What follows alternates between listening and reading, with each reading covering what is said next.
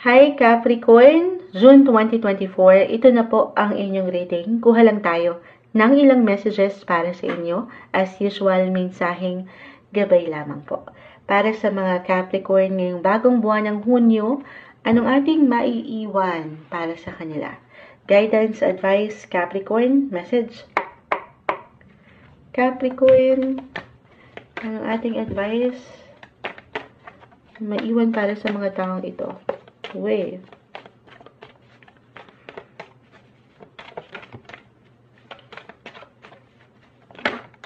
Okay.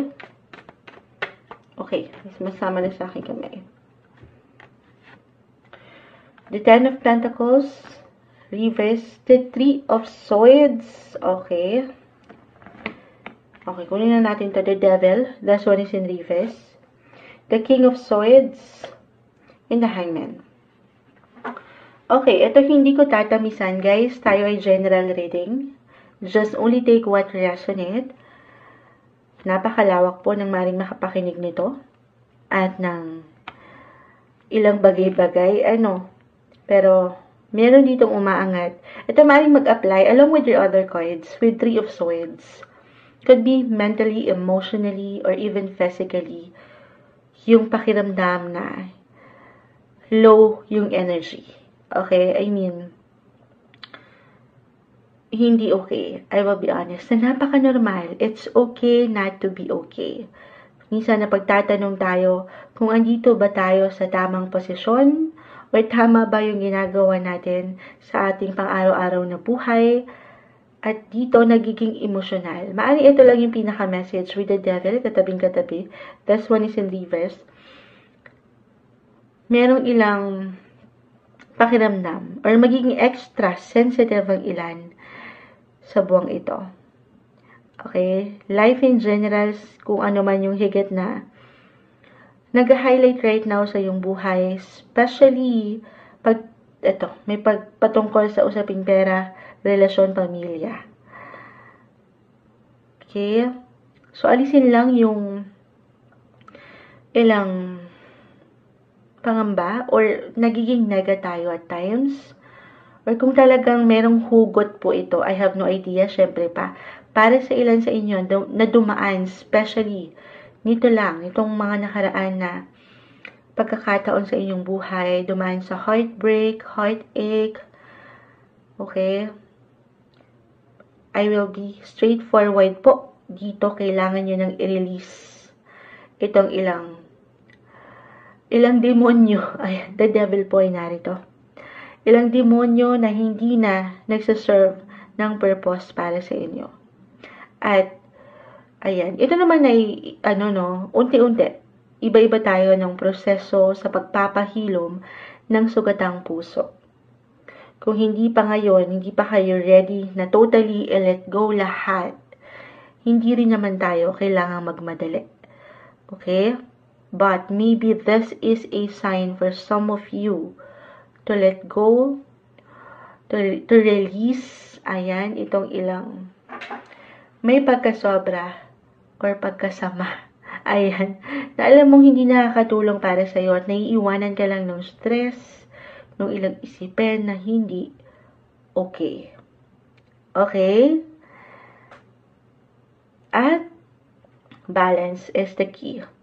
Balance na hindi madali, pero once na ma-master mo as a Capricorn, wala nang makapipigil para sa'yo. I mean, higit kang magiging mature, higit kang magiging matatag sa buhay. Okay, dito tayo sa trabaho or sa pang-araw-araw na serbisyo.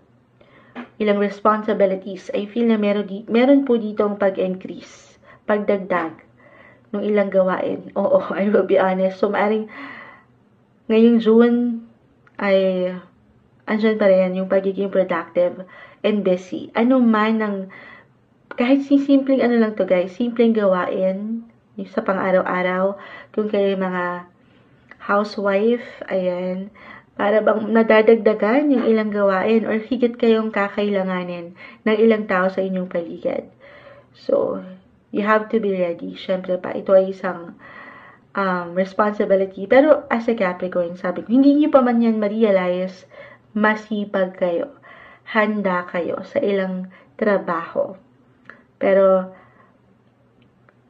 okay, the King of Swords, the Hangman, kung meron kayong hinihintay, ayan, at ang ilan parang may pagkainip pa nga, hinihintay na trabaho ba ito, pera, or any information in regards to your family. Okay, ito, sabi ko nga, kakailanganin kayo, hahanapin kayo. Merong parating. Papunta na to sa inyo. Huwag kayong mag-alala, huwag kayong mainip.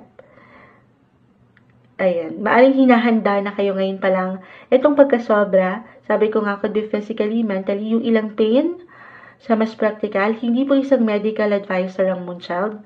Pero kung meron kayong kailangan, sa pakiramdam nyo, okay ngayon pa lang na hindi okay. Listen to your body, Capricorn. Tanging kayong higit na makapagsasabi. This is the best time, may iwan ko na i-check nyo ang inyong kalagayan. I mean, check in on your health kung okay ka ba. Magpahinga kasi parang may pagkasobra dito. Or consult a professional, consult your doctor, syempre pa, kung hindi okay, kasi sa true lang po, sa mga susunod na buwang ito ng taon, especially, ay malapit na kayo lalo doon sa patuloy na pagiging busy. Yes po. So, ngayon pa lang, ang pinapaalalahanan ka dito na, kalma, okay? I-take advantage para sa ilan sa inyo na parang meron pang hinihintay, na naiinip pa nga, na i-priority nyo muna yung kayo.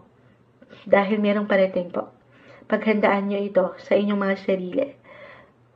Be ready. May ilang bago. Okay? May ilang trabaho. And dito kailangan mo paangatin yung work and life balance na hindi madali. So ngayon pa lang kung kailangan yung magpatingin or magpaspa, ayan, magpamassage na, magpatingin sa dentista, this is the ideal time. May iwan ko. Again, hindi po isang medical advisor ang Moonchild kasi baka sa mga susunod na punto na ito ng life this year, ay hindi nyo na maisingit pa itong pahinga. Sa true lang, baka maging busy ang ilan sa inyo.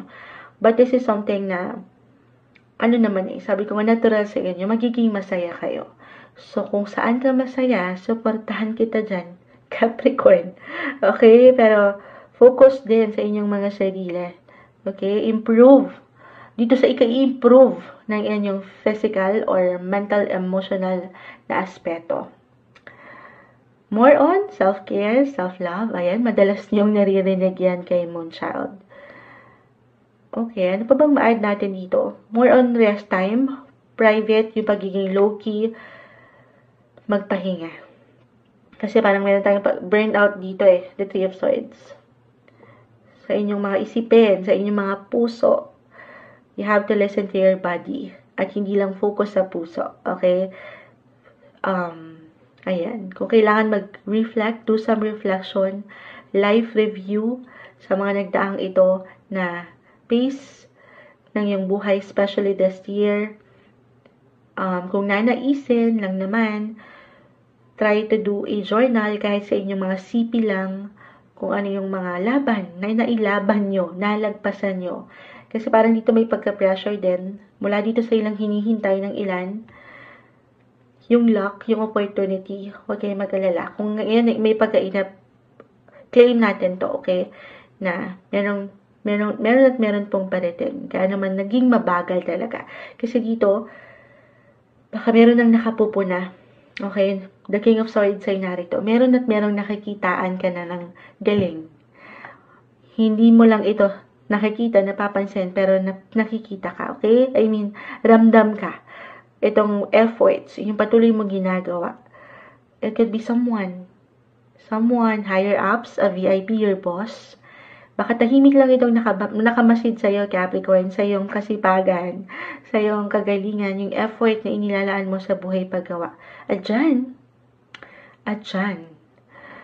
ang susunod na kabanata, Capricorn, ay magagandang posibilidad. Of course. Okay? At tayo ng ilang advice, message. May umaangat na dito. Power! Ang sipag ni Power ngayon, kanina kakaangat lang sa mga Virgo, pero meron kayong lakas. Meron kayong kakayanan. Kakayanan to let go anything or anyone that no longer serves you. Capricorn. Laksan ng loob. Meron kang power na tugunan ang ilang pangangailangan ng pamilya. Okay? Or ng iyong sarili. Huwag kang mag-alala. Aangat ang iyong power. Magkakaroon ka ng ito King of Swords or someone in power, sabi ko nga, maaaring makatulong sa'yo or napupuna ka na nito at yan, merong pag-level up, meron talagang parating na opportunity, may offers, merong blessing pa rin of work. Hindi ka mawawalan. Okay, mailalabas mo dyan yung enerhiya mo lalo pa ngayong buwan ng Hunyo 2024 para sa inyo, Capricorn.